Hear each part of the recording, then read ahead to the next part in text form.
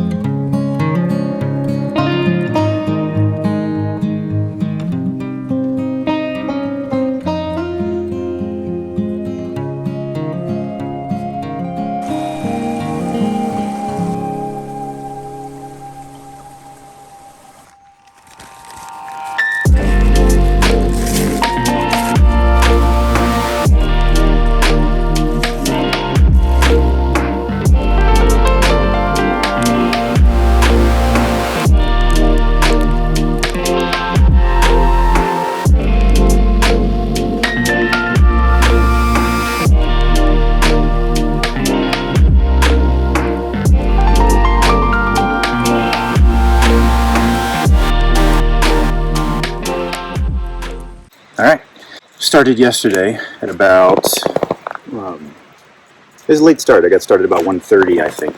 And this is the Old Fort Bikepacking route from Pittsburgh, I think it is. Yeah. Got started about 1:30 yesterday, and the first half is beautiful. I got it in about 27 miles. And the first half is gorgeous. Everything just kind of rolls. There's a few punchy little hills, but nothing really. It's almost all pavement, except for one little 1 mile strip next to some railroad tracks that's some gravel, but otherwise it's all pavement, but it's all pretty unused roads, so it felt pretty good the whole time. And then it was great because I got in at about I want to say it was close to 5:30 or so I was pushing dark, but it was no bad, but not too bad. But basically you just climb. You get in about 15 miles, and then you have about a 5-6 mile climb that essentially just goes straight up to the parkway. It's really not bad. There's no way to get away from, it takes a little while, and there's an 8 or 9% grade. But as long as you have the gearing for it, then it's okay. You just spin the pedals. Same thing, the roads coming up were great. It felt really good to get up to the parkway and then kind of roll right over it. As you get up to the parkway, if you really need a campsite, I think there's one right on the other side of the overpass, a big green field that would work pretty well. As far as camping goes, there's really none until you get to this point, which is pretty important. So once you get to that climb, you have to make that climb because everything around there is pretty much private property. So you're going to have to stealth camp, and I know I don't want somebody poking me with a shotgun in the middle of the night. So make that climb, get over, and then you bomb downhill for a couple of miles, which is pretty nice. And then also the same case, as soon as you get past that kind of parkway overpass, then also there's no camping, so you really have to make that. And then I got here to I think it's the South Toe River, and then you can see that it's Pisgah National Forest, which is great, and there's primitive camping only in designated spots. So I was losing light, and so I got to an intersection here, and actually the route keeps on going over that way, but I got to basically an intersection and suspected that there might be a campsite here, and I was totally right. The good thing is it's tremendous and huge, and you can see my tent over there. That's the Nemo, the Hornet 2P, which is fantastic.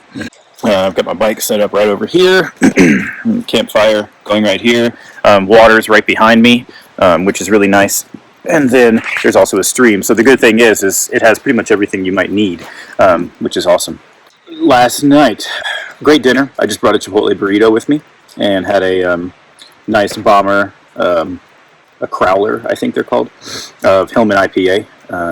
So A, dinner was delicious, and B, that's probably 3.5 pounds of food I won't be carrying with me today. But I did carry it uphill yesterday. Although the best I think I can say about the Hillman IPA is it was worth carrying up 3,000 feet, so not bad.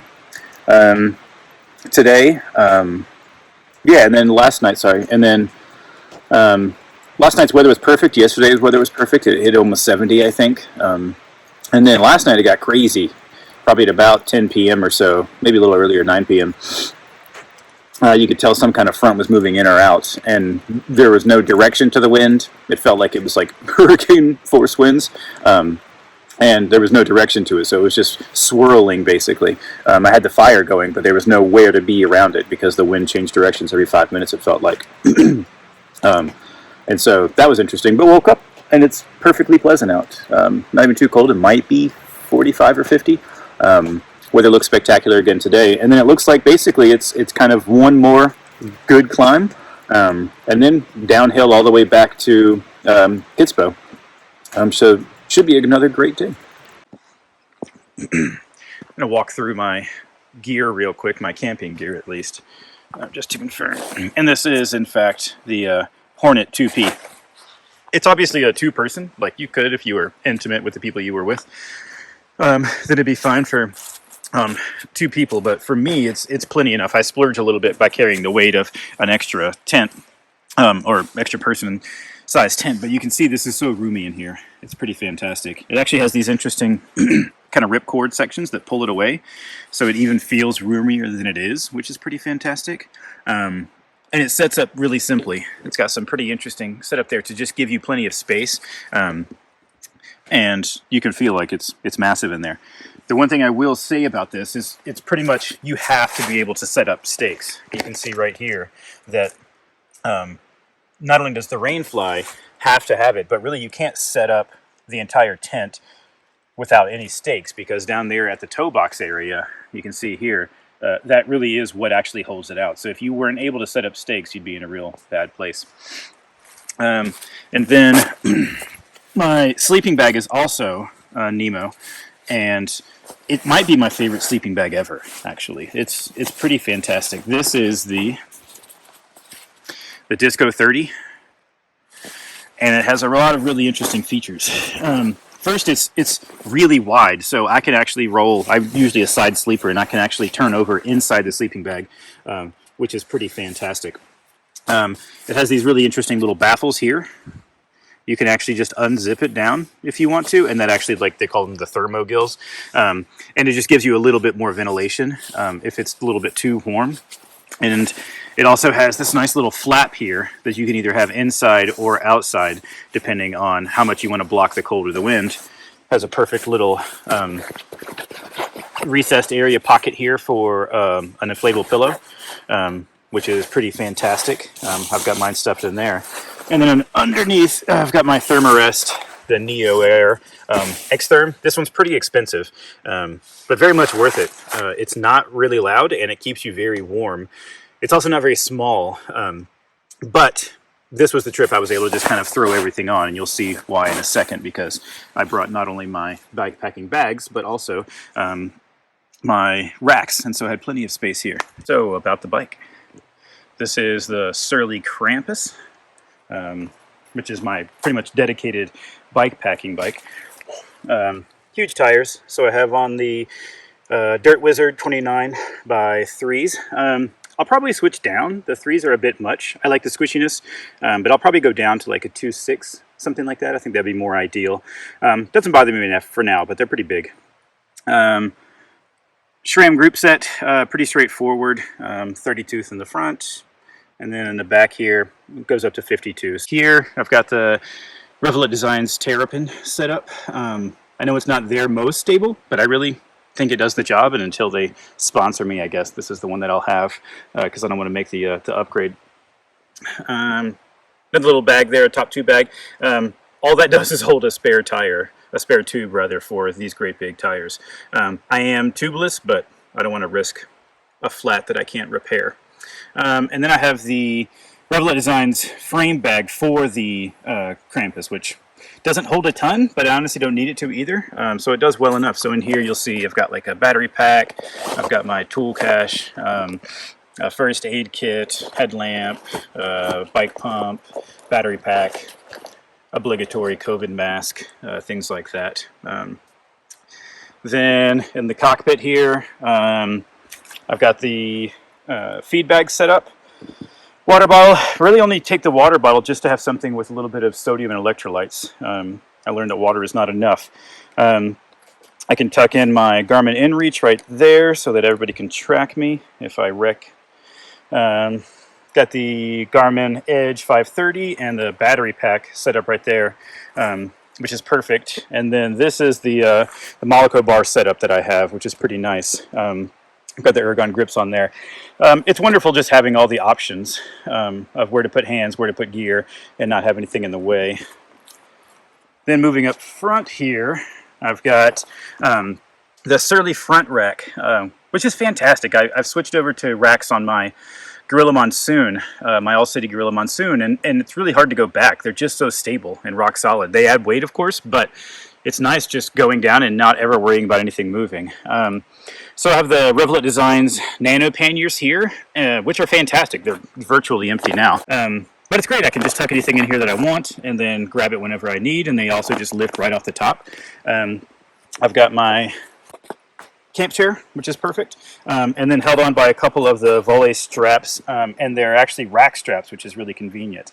And so nothing moves while I go downhill, uphill, over anything. So it just kind of, everything stays in place and it's perfect. And I can just grab and exchange anything that I need. For water and hydration, I actually have the Dakeen hip pack, which was recommended from bikepacking.com, which I really appreciate, actually. I was able to get this one on sale. And I find that I actually use it. If it's on my hip, I'll actually drink. If it's not, then I really don't. And I'm not as disciplined enough, apparently, to make myself drink all the time. All right, so that's my loadout. I got about 27 or so, maybe 30-ish miles today, which should be great. A lot of that's going to be downhill once we get past the climbs.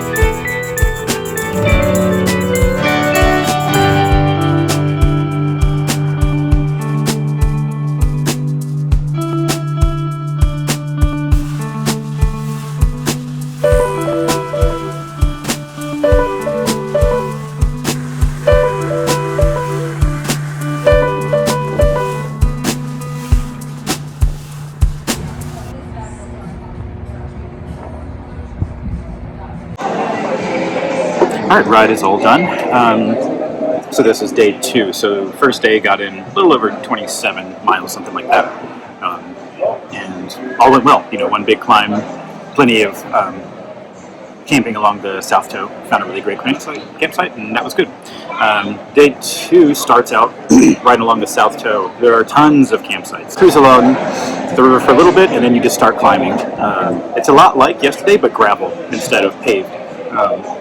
And so, long gravel climb, I think it was 5 or 6 miles, because you climb all the way up to the parkway, and then you climb over the parkway, and there's a nice, good downhill at that point, and then you're coming down Curtis Creek Road, and you can bomb down that. I think that's the only place where I was really glad to have the flat bars and some big knobby tires, just to make it so that I could do the descent properly without worrying about getting squirrely and flying out. And then it's just you're right back here in Old Fort, and then you ride right back here to the brewery, and hopefully have burger and a beer like I just did. There we go. All in all, a great route. I would say if you're looking for a first one, this would be a really good first one because it's almost an even split of halfway camp, then finish the second half. That'd be nice. You could also just pretty much do it backwards too. If you were worried about the climb, you can camp on Curtis Creek almost the whole way up. So lots of good opportunities there. And then you'd just be able to do the same thing backwards. And so, all in all, yeah, fantastic ride.